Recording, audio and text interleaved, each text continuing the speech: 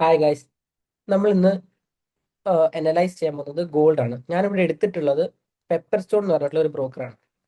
നിങ്ങൾക്ക് top left കോർണറിൽ കാണാൻ പറ്റും പെപ്പർ സ്റ്റോൺ. ഇപ്പോൾ ഇത് ഡെയിലി ടൈം ഫ്രെയിം ആണ്. ഗോൾഡിന്റെ പ്രത്യേകത എന്താ വെച്ചാൽ വർഷങ്ങളോളമായിട്ട് ഗോൾഡ് ബുള്ളിഷ് ആണ്. കുറേ കാലങ്ങളായിട്ട് മാർക്കറ്റ് ബുള്ളിഷ് ആണ്. അത് നമ്മൾ ഹയർ ടൈം ഫ്രെയിം നോക്കുമ്പോഴാണ് എന്ത് മനസ്സിലാവുക, ഗോൾഡ് ബുള്ളിഷ് ആണെന്നുള്ള കാര്യം. നമുക്കൊരു മന്ത്ലി ടൈം ഫ്രെയിം എടുത്ത് നോക്കാം.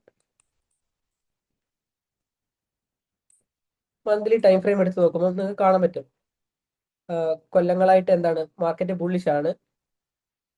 2011 റേഞ്ചിലാണ്, 2011-12 റേഞ്ചിലാണ് ഗോൾഡ് സ്ലൈറ്റ്ലി ഒന്ന് താഴേക്ക് പോയിട്ടുള്ളത്. അതിനുശേഷം വീണ്ടും എന്താണ് സംഭവിച്ചിട്ടുള്ളത്, മാർക്കറ്റ് ഫുൾ ബുള്ളിഷ് ആണ്.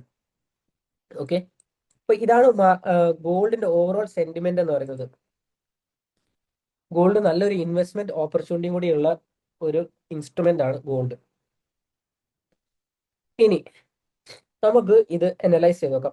കഴിഞ്ഞ മന്ത് എന്ന് പറയുമ്പോൾ ഓഗസ്റ്റ് മന്ത് ആണ്. ഓഗസ്റ്റ് മന്തിൽ മാർക്കറ്റ് എങ്ങനെയാണ് നീങ്ങിയിട്ടുള്ളത് എന്ന് നമുക്ക് നോക്കാം. ഓക്കെ, സോ ഓഗസ്റ്റ് സ്റ്റാർട്ട് ചെയ്യുന്നത് ഈ ക്യാൻഡിലാണ് അല്ലെ, ഫസ്റ്റ് മന്ത്.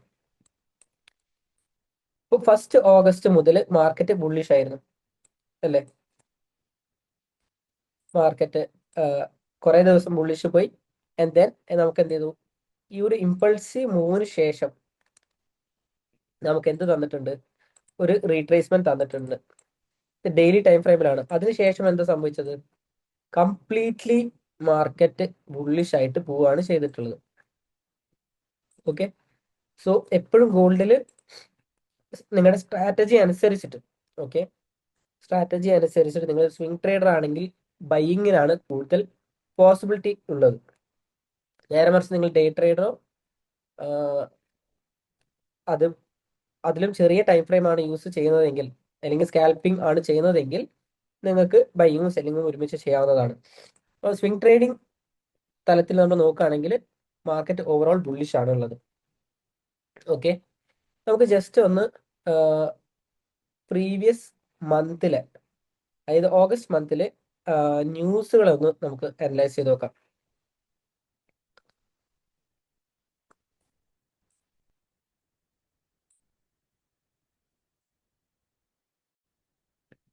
ഞാനിവിടെ യൂസ് ചെയ്തത് മൈ എഫ് എക്സ് ബുക്കിന്റെ എക്കണോമിക് കാലണ്ടറാണ്. നമുക്ക് നോക്കേണ്ടത് ഓഗസ്റ്റ് മന്ത്ലിയാണ്. നമുക്ക് ഇവിടെ വന്നിട്ട് എന്ത് ചെയ്യാം, ഈ സെപ്റ്റംബർ എന്നുള്ളത് മാറ്റിയിട്ട് ഓഗസ്റ്റ് കൊടുക്കാം. ഫസ്റ്റ് മുതൽ 29th വരെ. സാറ്റർഡേ സൺഡേ ഓൾറെഡി മാർക്കറ്റ് ഇല്ലാത്തതുകൊണ്ട് നമുക്ക് കുഴപ്പമില്ല. ഫസ്റ്റ് മുതൽ 29th വരെയുള്ള നമുക്ക് നോക്കാം. ഫസ്റ്റ് തന്നെ അൺഎംപ്ലോയ്മെന്റ് റേറ്റിന്റെ ഹൈ ഇമ്പാക്ട് ന്യൂസുകൾ ഇഷ്ടം പോലെ ഉണ്ട്. അൺഎംപ്ലോയ്മെന്റ് റേറ്റ്, NFP,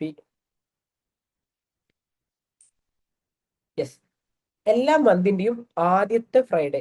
ഓക്കെ, എല്ലാ മന്തിന്റെയും ആദ്യത്തെ ഫ്രൈഡേ എപ്പോഴും ഒരു ഹൈ ഇമ്പാക്ട് ഡേ ആയിരിക്കും. അപ്പൊ നിങ്ങൾക്ക് അന്നത്തെ ദിവസം നാളെ വലിയൊരു പ്രൈസ് മൂവ്മെന്റ് കാണാൻ പറ്റും മാർക്കറ്റിൽ. നമുക്ക് ജസ്റ്റ് ഒന്ന് ചാർട്ടിൽ പോയിട്ട് നോക്കാം ഫസ്റ്റ് എന്താണ് സംഭവിച്ചതുള്ളത്. ഓക്കെ, സോ ഇതാണ് ഫസ്റ്റ് ഓഫ് ഓഗസ്റ്റ്. ഓക്കെ, ഇപ്പൊ നിങ്ങൾക്ക് ഇവിടെ കാണാൻ പറ്റും അത്യാവശ്യം വലിയൊരു മൊമെന്റം ക്യാൻഡിലാണ് ഫസ്റ്റ് ഓഫ് ഓഗസ്റ്റ് ഉണ്ടായത്. ആൻഡ് മേലെ ഒരു വിക്ക് പോലും ഇല്ല, വളരെ ചെറിയൊരു വിക്കാണ് ഇവിടെ വന്നിട്ടുള്ളത്. അപ്പം എപ്പോഴും ഫസ്റ്റ് ഫ്രൈഡേ നിങ്ങൾ എപ്പോഴും കെയർഫുൾ ആയിരിക്കണം. NFP വരുന്ന ദിവസങ്ങൾ നിങ്ങൾ എപ്പോഴും കെയർഫുൾ ആയിട്ട് നോക്കണം. ഈ ചാർട്ട് കണ്ടിട്ട് നിങ്ങൾക്ക് ഐഡന്റിഫൈ ചെയ്യാൻ പറ്റുന്നുണ്ടോ ഏത് ക്യാൻഡിലായിരിക്കും ന്യൂസ് ക്യാൻഡിൽ എന്നുള്ളത്? ഈ കാണുന്ന ഏറ്റവും വലിയ മൊമെന്റം ക്യാൻഡിലാണ് എന്ത് വരുന്നത്, നമുക്ക് ന്യൂസ് ആയിട്ട് വരുന്നത്. നമുക്ക് നോക്കാം ടൈമിങ്. ഈ ടൈമിങ് നോക്കണമെങ്കിൽ ഇവിടെ താഴെ നിങ്ങൾക്ക് കാണാൻ പറ്റും 6 o'clock in the evening. Okay, 6 PM ഈ ഒരു മൊമെന്റം ക്യാൻഡിൽ വന്നിട്ടുള്ളത്. നമുക്ക് വീണ്ടും എന്താവും, നമ്മുടെ ന്യൂസ് നമുക്ക് നോക്കി നോക്കാം NFP ഏത് ടൈമിലാണ് NFP ഉണ്ടായിട്ടുള്ളത്. നിങ്ങൾക്ക് ഇവിടെ കാണാൻ പറ്റും ഓഗസ്റ്റ് 1 6 മണി, അതായത് ഈവനിങ് 6 മണിയാണ് കേട്ടോ. 6 മണിക്ക് NFP എന്നുള്ളൊരു ന്യൂസ് കാണാൻ പറ്റും. ഇത് ഹൈ ഇമ്പാക്ട് ന്യൂസ് ആയിരിക്കും എപ്പോഴും വരിക, അതായത് മാസത്തിലെ ആദ്യത്തെ ഫ്രൈഡേ. ഓക്കെ, അപ്പം ഈ ദിവസങ്ങളിൽ നിങ്ങൾക്ക് എന്ത് ചെയ്യാം? ഒന്നെങ്കിൽ ട്രേഡ്സ് അവോയ്ഡ് ചെയ്യാം, അല്ലെങ്കിൽ വൈകുന്നേരം 6 മണീന് മുന്നേ തന്നെ നമുക്ക് എന്ത് ചെയ്യാം? ഓർഡേഴ്സ് എന്തെങ്കിലും പെൻഡിങ് കിടക്കുന്നുണ്ടെങ്കിൽ നമുക്കത് ക്യാൻസൽ ചെയ്യാം. ഓക്കെ, ഇനി അപ്പം ഇതൊക്കെയാണ് നിങ്ങൾ പ്രത്യേകിച്ച് ശ്രദ്ധിക്കേണ്ട കാര്യങ്ങൾ. ഓക്കെ, അതേപോലെ തന്നെ നമുക്ക് ജസ്റ്റ് ഒന്ന് ന്യൂസ് നോക്കാം.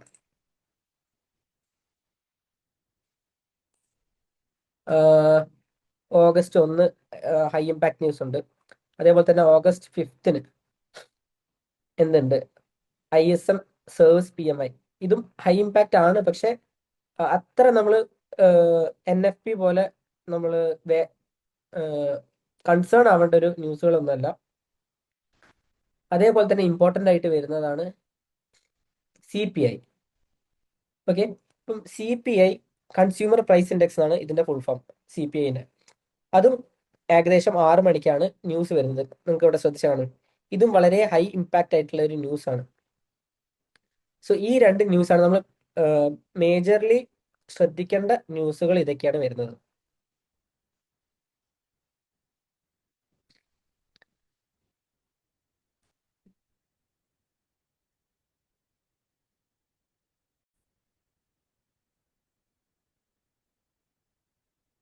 ഓൾറൈറ്റ്, സോ ഇനി നമുക്ക് എന്ത് ചെയ്യാം? കഴിഞ്ഞ ആഴ്ചകളിൽ നമുക്ക് ഉണ്ടായിട്ടുള്ള ട്രേഡുകൾ പറ്റിയിട്ട് നമുക്ക് അനലൈസ് ചെയ്ത് നോക്കാം.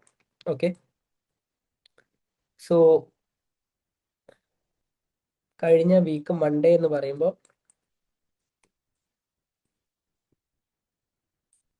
24th സെപ്റ്റംബർ ആണ്, not 24th, 22nd September. Okay, so last week Monday മുതൽ നമുക്ക് അനലൈസ് ചെയ്ത് നോക്കാം.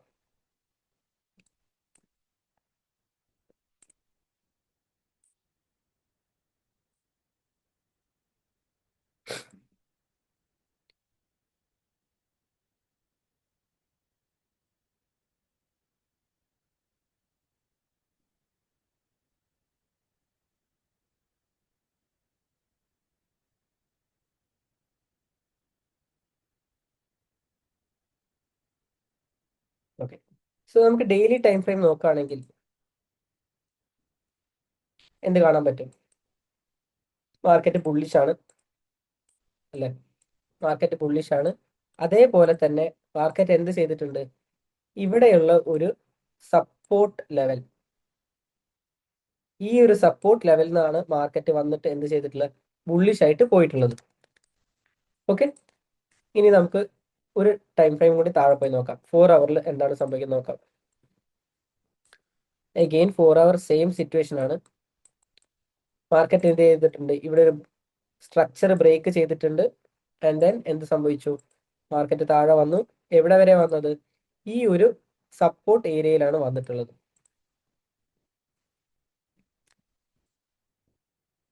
നിങ്ങൾക്ക് ഇവിടെ ശ്രദ്ധിച്ചാൽ മതി, മാർക്കറ്റ് പല തവണയായിട്ട് മാർക്കറ്റ് ഈ ഒരു ഏരിയയിൽ ടാപ്പ് ചെയ്ത് പോയിട്ടുണ്ട്. ആദ്യത്തെ പ്രാവശ്യം ഇവിടെ വന്ന് ടാപ്പ് ചെയ്തു, ബുള്ളിഷായി. ദെൻ അഗെയിൻ ടാപ്പ് ചെയ്തു, പിന്നെയും ബുള്ളിഷ് പോയി, പിന്നെയും ടാപ്പ് ചെയ്തു. ആൻഡ് ദെൻ എന്ത് സംഭവിച്ചു? നമുക്കൊരു സ്ട്രക്ചർ ബ്രേക്ക് തന്നു. സ്ട്രക്ചർ ബ്രേക്ക് തന്നതിന് ശേഷം എന്ത് സംഭവിച്ചു? നമുക്ക് നല്ലൊരു റീട്രേസ്മെന്റ് തന്നിട്ട് മാർക്കറ്റ് എന്ത് ചെയ്തു? ഈ ഒരു പോയിന്റിൽ നിന്ന് ബുള്ളിഷ് ആയിട്ട് പോയി. സോ നമുക്ക് എവിടെയാണ് ട്രേഡ് ഓപ്പർച്യൂണിറ്റി വരിക? ഈ ഒരു ഏരിയയിലാണ് ട്രേഡ് ഓപ്പർച്യൂണിറ്റീസ് വരിക. ഇതൊക്കെ അതിന് മുന്നത്തെ വീക്കിൽ നടന്ന സംഭവങ്ങളാണ്. ഇനി നമുക്ക് എന്ത് ചെയ്യാം? ജസ്റ്റ് 1 അവർ ടൈം ഫ്രെയിം പോയി നോക്കാം. ഓക്കെ, ഞാൻ ഇവിടെ നിന്ന് സെഷൻ ഇൻഡിക്കേറ്റർ ഒന്ന് ഓൺ ആക്കുന്നുണ്ട്. ഓക്കെ, സോ മൺഡേ എന്ന് പറയുന്നത് ഇവിടെയാണ് വരുന്നത്, ഈ ഏരിയ മുതലാണ്.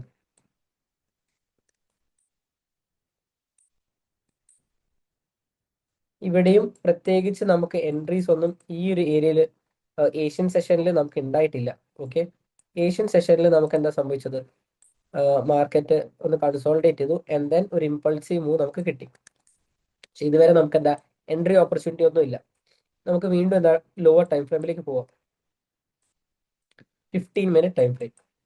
ഓക്കെ, ഇവിടെ നോക്കുകയാണെങ്കിൽ നമുക്ക് ക്ലിയർ ആയിട്ട് എന്തുണ്ട്? ലണ്ടൻ സെഷനിൽ ഒരു എൻട്രി ഉണ്ട്, നമുക്ക് ഇവിടെ ഒന്ന് നോക്കി നോക്കാം. മാർക്കറ്റ് ലണ്ടൻ സെഷൻ സ്റ്റാർട്ട് ചെയ്തതിന് ശേഷം നമുക്കൊരു ക്ലിയർ ആയിട്ടുള്ള ഒരു ബ്രേക്ക് ഓഫ് സ്ട്രക്ചർ തന്നിട്ടുണ്ട് ഇവിടെ, അല്ലേ? ഇവിടെ ഒരു ബ്രേക്ക് ഓഫ് സ്ട്രക്ചർ തന്നിട്ടുണ്ട്. അതിനുശേഷം എന്താണ് സംഭവിച്ചത്? മാർക്കറ്റ് എപ്പോഴും രണ്ട് മൂവ്മെന്റ് ആണ് തരാം. ഒന്ന് ഇമ്പൾസീവ് മൂവ്, ഒന്ന് corrective move, and then again impulsive move, and then corrective move, then again impulsive move, corrective move. ഇപ്പൊ ഈ ഒരു പാറ്റേണിലായിരിക്കും മാർക്കറ്റ് എപ്പോഴും നീങ്ങുക. ബുള്ളിഷ് ആണെങ്കിലുള്ള കേസാണ് ഇത് പറയുന്നത്. അല്ലെങ്കിൽ നമുക്ക് താഴേക്ക് പോകുമ്പോഴും same, impulsive move, corrective move, impulsive move, corrective move. ഈ രീതിയിലായിരിക്കും മാർക്കറ്റ് എന്ത് ചെയ്യാം, മാർക്കറ്റ് എപ്പോഴും മൂവ് ചെയ്യാം. ഇപ്പൊ നമുക്ക് ഇവിടെ നോക്കിയേക്കാം. ബ്രേക്ക് ഓഫ് സ്ട്രക്ചർ തന്നതിന് ശേഷം മാർക്കറ്റ് എന്ത് ചെയ്തു? ഒരു ഹയർ ഹൈ ക്രിയേറ്റ് ചെയ്തു ഇവിടെ, അല്ലേ? അപ്പം ഈ ഒരു സ്ട്രക്ചറിന്റെ ലോ എന്ന് പറയുന്നത് ഈ ലോ ആയിരിക്കും. ആൻഡ് അഗെയിൻ മാർക്കറ്റ് എന്താ ചെയ്തത്? ഇവിടെ ഉള്ള ഒരു സപ്പോർട്ട് ലെവലിൽ വന്നിട്ട് എന്ത് ചെയ്തു? മാർക്കറ്റ് ബുള്ളിഷ് ആയിട്ട് പോയി. സോ നമുക്ക് ഇവിടെ ഒരു എൻട്രി ഉണ്ടായിരുന്നു. ഇവിടെ നമ്മൾ പെർ ക്യാപ്പിന്റെ എൻട്രി മോഡൽ യൂസ് ചെയ്തിട്ട് ഇവിടെ നിന്ന് എന്താ സംഭവിച്ചത്? മാർക്കറ്റ് ബുള്ളിഷ് പോയി, ആൻഡ് ദെൻ ഇവിടെ ക്രിയേറ്റ് ചെയ്തിട്ടുള്ള ഈ ലെവലിൽ നമ്മൾ എന്ത് ചെയ്യും? വീണ്ടും റീട്രേസ് ചെയ്യുമ്പോൾ നമ്മൾ ഒരു എൻട്രി പോകും. അപ്പം ഈ ഒരു എൻട്രി മോഡൽ വെച്ചിട്ട് നമുക്ക് എന്ത് ചെയ്യാൻ പറ്റും? ഇവിടെ ഒരു എൻട്രി പോകാൻ പറ്റും. അതേപോലെ തന്നെ ഇതാണ് ഇപ്പൊ മൺഡേ നടന്നിട്ടുള്ള പ്രൈസ് മൂവ്മെന്റ്. നമുക്ക് ട്യൂസ്ഡേ നോക്കാം.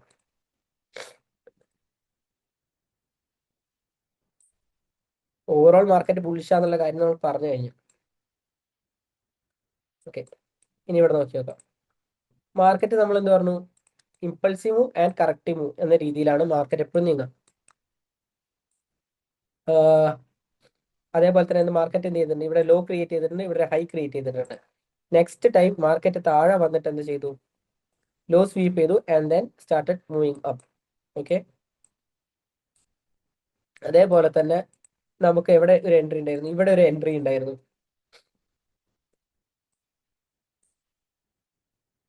എൻട്രീനെ പറ്റിയിട്ട് നമ്മൾ കൂടുതൽ ഡീറ്റെയിൽ ആയിട്ട് പറയുന്നില്ല. നിങ്ങൾക്ക് കൂടുതൽ അറിയണമെങ്കിൽ നിങ്ങൾക്ക് ജസ്റ്റ് കമന്റ് ചെയ്താൽ മതി. ഇപ്പൊ ഇത് എങ്ങനെയൊക്കെയാണ് എടുത്തിട്ടുള്ളതെന്നും ഇവിടെ ഞങ്ങൾ പറയുന്നത് ജസ്റ്റ് ഞങ്ങൾ എടുത്തിട്ടുള്ള ട്രേഡ്സിനെ പറ്റിയിട്ട് മാത്രമാണ്. ഓക്കെ, എവിടെയൊക്കെ ട്രേഡ്സ് ഉണ്ടായിരുന്നുള്ളത്, അതായത് പെർക്കാപ്പിന്റെ മോഡൽ യൂസ് ചെയ്തിട്ട് എവിടെയൊക്കെ ട്രേഡ്സ് ഉണ്ടായിരുന്നുള്ള കാര്യം മാത്രമേ പറയുന്നുള്ളൂ. ഇതിനെപ്പറ്റി കൂടുതൽ അറിയണമെങ്കിൽ നിങ്ങൾ ജസ്റ്റ് ഒന്ന് കമന്റ് ഇട്ട് അഥവാ മെസ്സേജ് അയക്കുകയോ ചെയ്താൽ മതി. കൂടുതലായിട്ട് നിങ്ങൾക്ക് ഇതിനെപ്പറ്റി അറിയണമെങ്കിൽ പറഞ്ഞു തരുന്നതായിരിക്കും. ഓക്കെ ഓക്കെ അതിനുശേഷം വീണ്ടും എന്ത് ചെയ്തു? അഗെയിൻ ബ്രേക്ക് ഓഫ് സ്ട്രക്ചർ തന്നു, അല്ലേ? ഒരു വലിയൊരു ബ്രേക്ക് ഓഫ് സ്ട്രക്ചർ ഇവിടെ തന്നിട്ടുണ്ട്. അപ്പം ഈ ഒരു സ്ട്രക്ചറിന്റെ ലോ എവിടെയായിരിക്കും? ഇതല്ലേ നമ്മുടെ ലോ. എന്നിട്ട് എന്ത് ചെയ്തു? മാർക്കറ്റ് ഈ ഇമ്പൾസീവ് മൂവ് എൻഡ് ചെയ്തത് ഈ ഏരിയയിലാണ്, അല്ലേ? അപ്പൊ നമുക്ക് എന്ത് എക്സ്പെക്ട് ചെയ്യാം? ഇവിടുന്ന് ഒരു ഡൗൺ ട്രെൻഡ്, ഒരു ഡൗൺവേർഡ് മൂവ്മെന്റ്, അല്ലേ? Impulsive move and corrective move. അപ്പൊ ഒരു കറക്റ്റീവ് മൂവ് താഴോട്ട് വരുന്നത് നമുക്ക് എന്ത് ചെയ്യാം? എക്സ്പെക്ട് ചെയ്യാൻ പറ്റുന്നതാണ്. അതേപോലെ തന്നെ ഇവിടെ എന്ത് സംഭവിച്ചു? ലണ്ടൻ സെഷനിൽ ക്രിയേറ്റ് ചെയ്തിട്ടുള്ള ഈ ഒരു ഹൈ, അതായത് ഈ ഒരു റെസിസ്റ്റൻസ് ഏരിയയിൽ മാർക്കറ്റ് എന്ത് ചെയ്തു? ടാപ്പ് ചെയ്തു, ആൻഡ് ദെൻ അഗെയിൻ മാർക്കറ്റ് എന്ത് ചെയ്തു? റിയാക്ഷൻ തന്നു, താഴോട്ട് പോയി. അഗെയിൻ ഇവിടെ നമുക്ക് എന്ത് തന്നു? ഒരു സെൽ ബ്രേക്ക്ഔട്ട് തന്നു, അഗെയിൻ ഒരു ബ്രേക്ക് സ്ട്രക്ചർ ക്രിയേറ്റ് ചെയ്തു, അല്ലെ? നമ്മളുടെ എൻട്രി എന്ന് പറയുന്നത് ഈ ഒരു ഏരിയയിലായിരുന്നു. ഓക്കെ, സോ ഈ ഏരിയയിൽ എൻട്രി ചെയ്തു. അത്യാവശ്യം നല്ല മൂവ്മെന്റ് വന്നിട്ടുണ്ട്. പക്ഷെ നമ്മൾ ഫിക്സഡ് റിസ്ക് റിവാർഡാണ് എടുക്കുന്നത്. ഫിക്സഡ് പിപ്പാണ് ടാർഗറ്റ് വെക്കാറ്. അതുകൊണ്ട് ഒന്ന് രണ്ട് ക്യാൻഡലിൽ തന്നെ എന്ത് സംഭവിച്ചിട്ടുണ്ട്? നമ്മൾ ടാർഗറ്റ് ഹിറ്റ് ചെയ്തിട്ടുണ്ട്. Okay, so Monday and Tuesday ഇതാണ് സംഭവിച്ചിട്ടുള്ളത്. അഗെയിൻ നമുക്ക് നെക്സ്റ്റ് ഡേ നോക്കാം.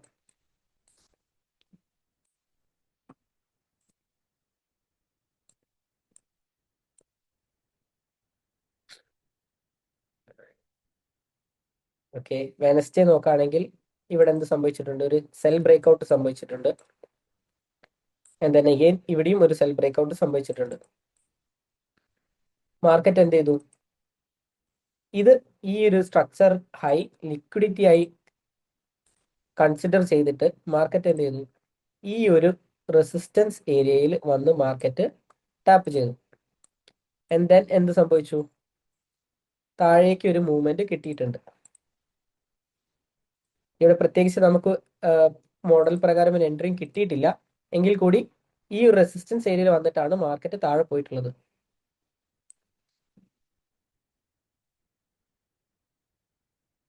ഈ ഒരു റെസിസ്റ്റൻസ് ഏരിയയിൽ നിന്ന് മാർക്കറ്റ് താഴെ വന്നതിന് ശേഷം നമുക്ക് എന്ത് തന്നിട്ടുണ്ട്? സ്ട്രക്ചർ ബ്രേക്കുകൾ തന്നിട്ടുണ്ട്. അതേപോലെ തന്നെ മാർക്കറ്റ് വീണ്ടും റീട്രേസ് ചെയ്തു താഴോട്ട് പോയി. ഇതൊക്കെയാണ് ലാസ്റ്റ് വീക്കിൽ നടന്നിട്ടുള്ളത്, വെനസ്ഡേ നടന്നിട്ടുള്ളത്.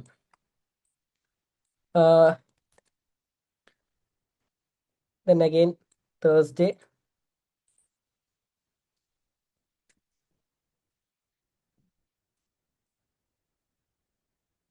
Thursday നമുക്ക് നോക്കാം.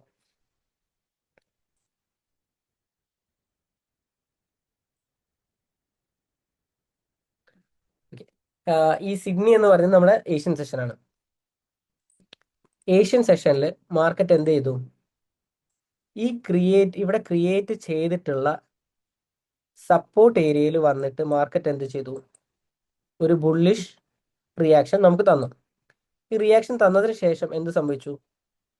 നെക്സ്റ്റ് അവിടെ ക്രിയേറ്റ് ചെയ്തിട്ടുള്ള എഗെയിൻ സപ്പോർട്ട് ഏരിയ നിങ്ങൾക്ക് ഇവിടെ ശ്രദ്ധിച്ചാൽ കാണാൻ പറ്റും. ഇവിടെ ഒരു സപ്പോർട്ട് ഏരിയ ക്രിയേറ്റ് ചെയ്തിട്ടുണ്ട്. ആ ഏരിയയിൽ വന്നിട്ട് എന്ത് ചെയ്തു? മാർക്കറ്റ് ബുള്ളിഷ് പോയിട്ടുണ്ട്.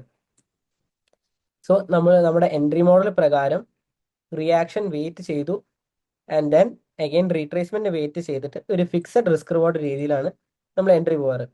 സോ തേഴ്സ്ഡേ നമുക്കൊരു നല്ലൊരു എൻട്രി ഓപ്പർച്യൂണിറ്റി ഉണ്ടായിരുന്നു. അത് ഏഷ്യൻ സെഷനിലാണ് ഉണ്ടായത്. അതേപോലെ തന്നെ എന്ത് സംഭവിച്ചിട്ടുണ്ട്? നമുക്കിവിടെ സെൽ ഓപ്പർച്യൂണിറ്റിയും കിട്ടിയിട്ടുണ്ട്. ലണ്ടൻ സെഷനിൽ ക്ലിയർ ആയിട്ടുള്ള ഒരു റെസിസ്റ്റൻസ് ഏരിയ ഇവിടെ ഉണ്ട്. അഗെയിൻ റെസിസ്റ്റൻസ് ഏരിയ എന്ന് നമുക്ക് എന്ത് കിട്ടിയിട്ടുണ്ട്? റിയാക്ഷൻ കിട്ടിയിട്ടുണ്ട്. നമുക്ക് എന്ത് ചെയ്യാൻ പറ്റും? ഇവിടെ ഒരു എൻട്രി പോകാൻ പറ്റുന്നതാണ്.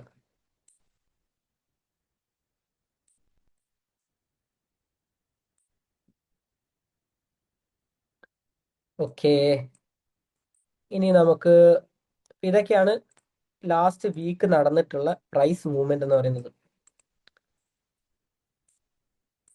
ഫ്രൈഡേ നമ്മൾ പ്രത്യേകിച്ചിട്ട് ഒന്നും നോക്കുന്നില്ല. ഫ്രൈഡേസ് നമ്മൾ ട്രേഡ് ചെയ്യാറില്ല. സോ ഇനി നമുക്ക് നെക്സ്റ്റ് വീക്ക്, ഇനിയിപ്പോൾ വരാൻ പോകുന്ന വീക്കിൽ എന്തൊക്കെ കാര്യങ്ങൾ നടക്കാൻ ചാൻസ് ഉള്ള കാര്യം നമുക്ക് നോക്കാം. അനലൈസ് ചെയ്യുമ്പോൾ നമുക്ക് ഹയർ ടൈം ഫ്രെയിം മുതൽ ലോവർ ടൈം ഫ്രെയിം വരെയുള്ള കാര്യങ്ങൾ നോക്കാം. ഡെയിലി ഓൾറെഡി നമ്മൾ നോക്കിയതാണ്. ഓൾറെഡി മാർക്കറ്റ് ബുള്ളിഷ് ആണ്, റൈറ്റ്? സോ ഈ ഡെയിലി ടൈം ഫ്രെയിം പ്രകാരം നമുക്ക് എന്ത് എക്സ്പെക്ട് ചെയ്യാം?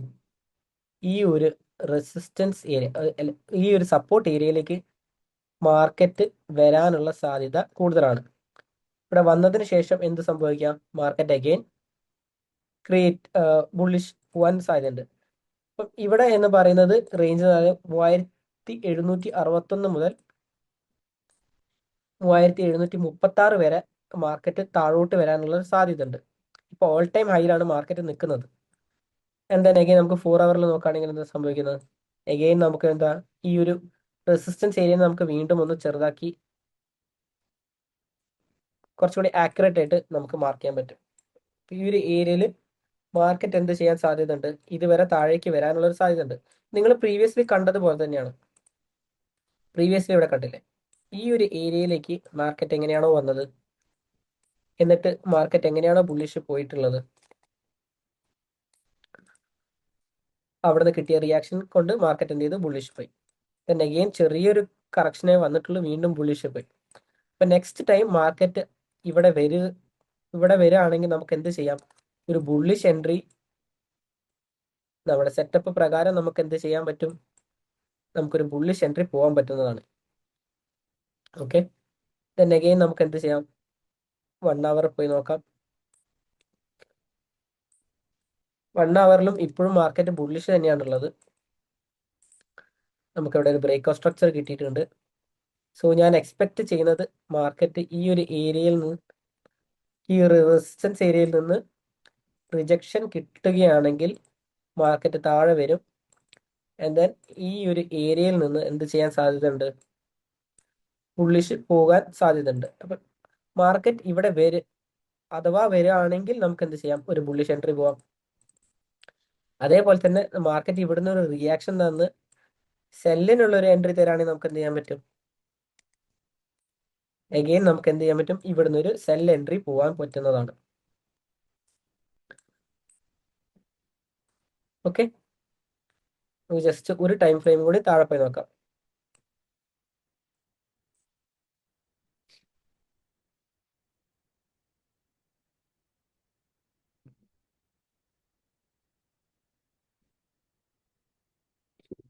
ഓക്കെ, സോ 15 മിനിറ്റിൽ എന്താ സംഭവിച്ചിട്ടുള്ളത്?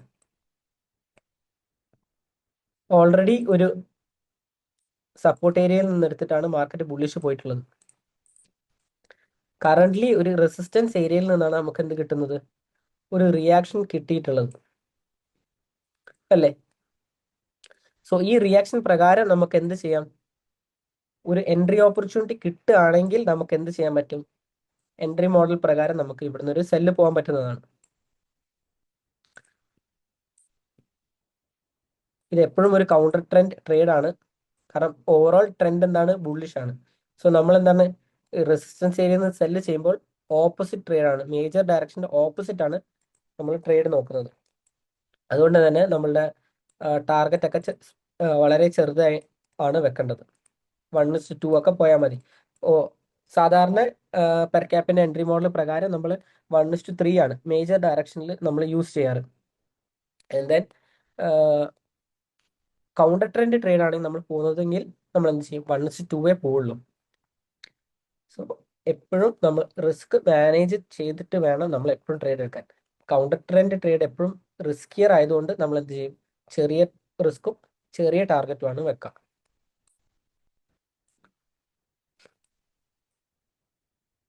ഇവിടെ വേറൊരു കാര്യം സംഭവിക്കാൻ ചാൻസ് ഉള്ളത് എന്ന് വെച്ചാൽ ഈ ഏരിയയിൽ നിന്ന് റിയാക്ഷൻ കിട്ടി പോകുന്നത് കൊണ്ട് നമുക്ക് ഈ ഒരു സപ്പോർട്ടിൽ നിന്നും മേലോട്ട് പോകാനുള്ള സാധ്യതയും ഉണ്ട്.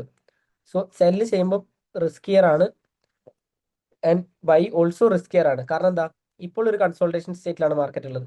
ഈ ഒരു സപ്പോർട്ടിൽ നിന്ന് മാർക്കറ്റ് റിയാക്ഷൻ കിട്ടി, ഈ റെസിസ്റ്റൻസ് ഏരിയയിൽ നിന്ന് എന്ത് കിട്ടി? റിജക്ഷനും കിട്ടി.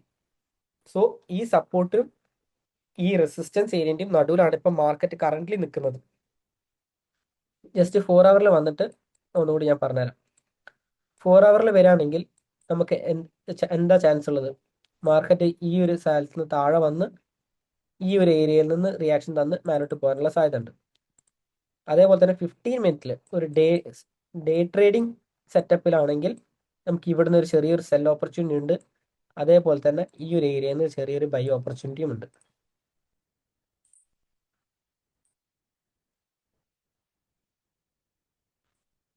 റിസ്ക് കൂടിയ എൻട്രീസ് ആണ്. സോ നമ്മൾ അധികം പോവാൻ സാധ്യത വളരെ കുറവാണ്. ഇവിടെ കിട്ടുന്ന റിയാക്ഷൻ അനുസരിച്ചിട്ടാണ്.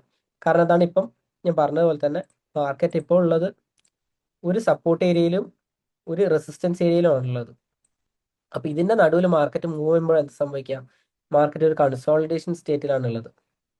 എപ്പോഴാണോ മാർക്കറ്റ് ഇതിൽ നിന്ന് ബ്രേക്ക് ചെയ്യുന്നത് ആൻഡ് ദെൻ റീട്രേസ് ചെയ്യുന്നത്, അപ്പൊ നമുക്ക് എന്ത് ചെയ്യാൻ പറ്റും? അതായത് ഇവിടെ ഒരു റെസിസ്റ്റൻസ് ഏരിയ ഉണ്ടെന്ന് പറഞ്ഞു, അതേപോലെ തന്നെ ഇവിടെ എന്തുണ്ട്? ഒരു സപ്പോർട്ട് ഏരിയ ഉണ്ട്. മാർക്കറ്റ് എന്താണ്? ഇതിന്റെ നടുവിൽ കിടന്ന് കളിക്കുകയാണ്. Whenever market breaks to either side, bullish ആയാലോ അല്ലെങ്കിൽ ബാരിഷ് ആയിട്ട് ബ്രേക്ക് ചെയ്യുകയോ ചെയ്താൽ നമുക്ക് എന്ത് ചെയ്യാൻ പറ്റും? റീട്രേസ്മെന്റിന് ശേഷം നമുക്ക് സെല്ല് ചെയ്യാം. ഇനി ബുള്ളിഷ് ആണ് ബ്രേക്ക് ചെയ്യുന്നത്, എന്ത് ചെയ്യാം? റീട്രേസ്മെന്റിന് ശേഷം ബൈ ചെയ്യാം. ഈ രണ്ട് കണ്ടീഷനാണ് മാർക്കറ്റിൽ ഇപ്പോൾ നടക്കാനൊരു സാധ്യത ആയിട്ട് ഞാൻ കാണുന്നത്. വളരെ ഗൈസ്, ഇനി എന്തെങ്കിലും നിങ്ങൾക്ക് ഡൗട്ടോ കാര്യങ്ങളോ ഉണ്ടെങ്കിൽ നിങ്ങൾക്ക് കമൻ്റ് ആയിട്ട് മെൻഷൻ ചെയ്യാം. നിങ്ങൾക്ക് ഡയറക്റ്റ് കോൺടാക്ട് ചെയ്യണമെങ്കിൽ ഡിസ്ക്രിപ്ഷനിൽ ഞങ്ങളുടെ കോൺടാക്ട് നമ്പേഴ്സ് ഉണ്ടാവും. നിങ്ങൾക്ക് എന്ത് ഡൗട്ട് ഉണ്ടെങ്കിൽ നിങ്ങൾക്ക് ചോദിക്കാം. ഞങ്ങൾക്ക് കഴിയുന്ന രീതിയിലാണെങ്കിൽ ഞങ്ങൾ അതിനുള്ള എല്ലാ ഹെൽപ്പും ചെയ്യുന്നതായിരിക്കും.